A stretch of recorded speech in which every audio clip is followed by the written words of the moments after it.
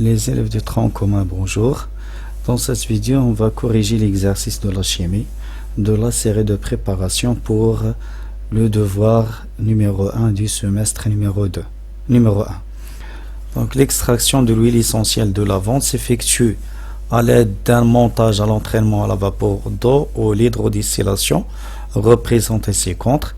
Donc, la question 1 complétait le schéma en utilisant les termes suivants. Chauffe-ballon, ballon fond rond, support, destillat, réfrigérant à eau, l'arrivée d'eau froide, la sortie d'eau tiède, support élévateur, l'air les meilleurs. Donc, le montage utilisé, donc d'après cette figure, donc, premier élément du montage, c'est le chauffe-ballon.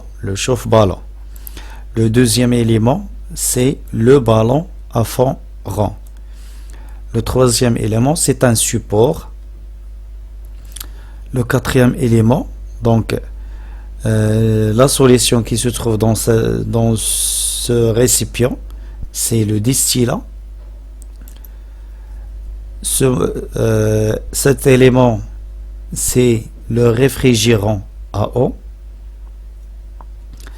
Dans ce réfrigérant à eau, il y a l'entrée d'eau froide à partir de la partie inférieure, la partie bas de ce montage. Donc, l'entrée d'eau froide et la sortie d'eau tiède. Ces deux éléments, ce sont des supports élévateurs, donc pour élever les récipients. Et il y a aussi ce récipient qui est l'air les meilleurs. La question 2, quel est le rôle de la vapeur d'eau et celui de réfrigérant à eau? Donc la vapeur d'eau permet d'entraîner ou retirer les huiles essentielles à partir des plantes. Donc l'eau, la vapeur d'eau, peut retirer les huiles essentielles à partir des plantes. Et le rôle de réfrigérant, c'est la condensation de la vapeur.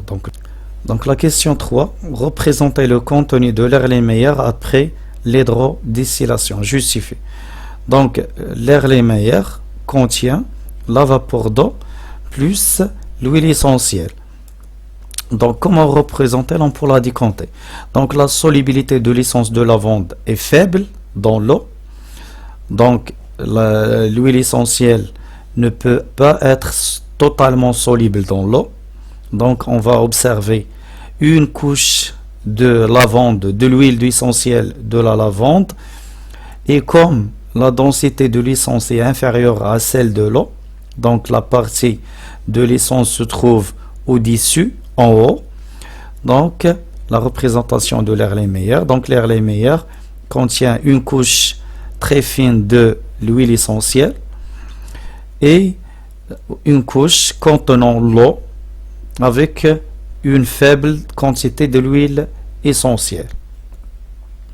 La question 4. Afin de récupérer l'huile essentielle du distillat, on effectue une extraction par solvant. Donc quel est l'intérêt d'ajouter l'eau salée?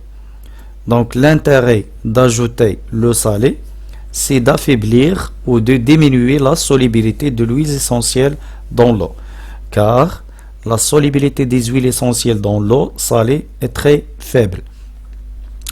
Comme vous voyez dans le tableau, donc l'essence de lavande, la solubilité de l'essence de lavande dans l'eau est faible, alors que la solubilité de l'essence de lavande dans l'eau salée est très faible.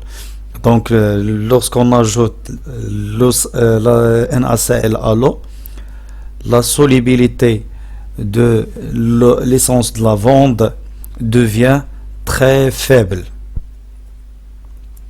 La question 5, à l'aide des données du tableau ci-dessous, quel solvant extracteur peut-on choisir justifié? Donc le solvant extracteur doit être premièrement non miscible avec l'eau et un bon solvant pour les huiles essentielles.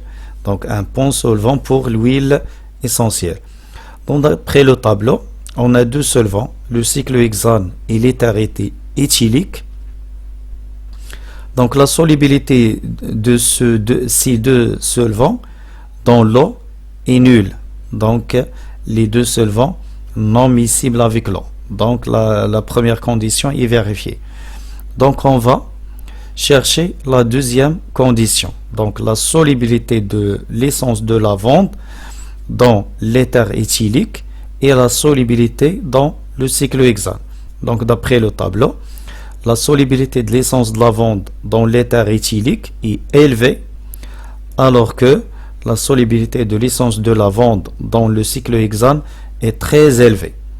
Donc le solvant convenable, c'est le cyclohexane, car la solubilité de l'essence dans le cyclohexane est très élevée. La question 6, représenter l'ampoule à décanter après décantation, légendée en justifiant. Donc la représentation de l'ampoule à décanter. Donc d'après le tableau, la densité du cyclohexane est 0,8 et la densité de l'eau salée est 1,13. Donc la phase organique se trouve au-dessus et la phase aqueuse se trouve en bas de l'ampoule à décanter. Donc, la représentation de l'ampoule à décanter, on va observer deux phases. Une phase en bas, la phase aqueuse, et une phase en haut, la phase organique.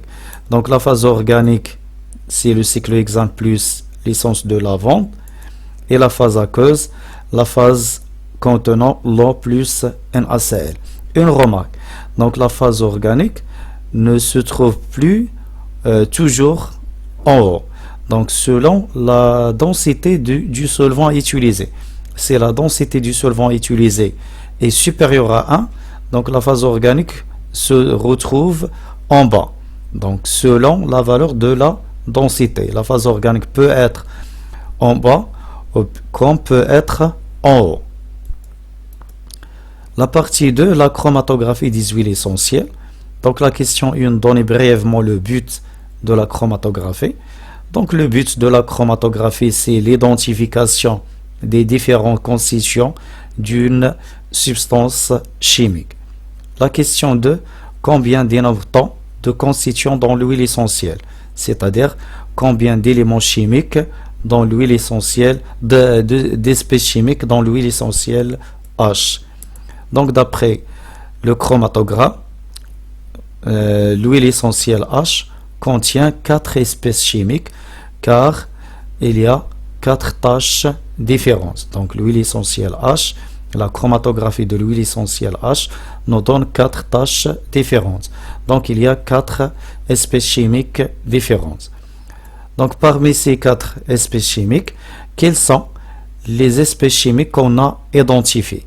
Donc les espèces chimiques qu'on a identifiées, ce sont le cétral et l'acétate de l'énalyle. Donc les espèces chimiques qu'on a identifiées, c'est le cétral et l'acétate de l'énalyle. Donc les tâches qui se trouvent au même niveau représentent la même espèce chimique. Donc les deux espèces chimiques sont cétral et l'acétate de l'énalyle. La question 4, comparer la solubilité de l'énalol et du cétral. Donc l'espèce chimique le plus soluble dans la phase mobile est celle qui a parcouru une grande distance. Donc par comparaison du cétral et l'énalol, on observe que l'énalol a parcouru une grande distance. Donc la solubilité de l'énalol est supérieure à celle de cétral. On peut aussi calculer les rapports frontaux de cétral et l'acétate de l'énalyl. Donc comme vous savez, le rapport frontal c'est H, petite h sur grande H.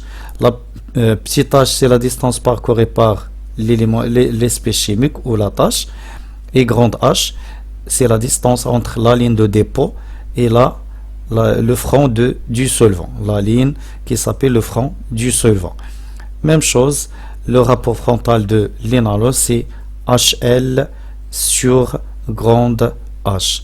Donc merci pour votre attention et à la prochaine vidéo, Inch'Allah.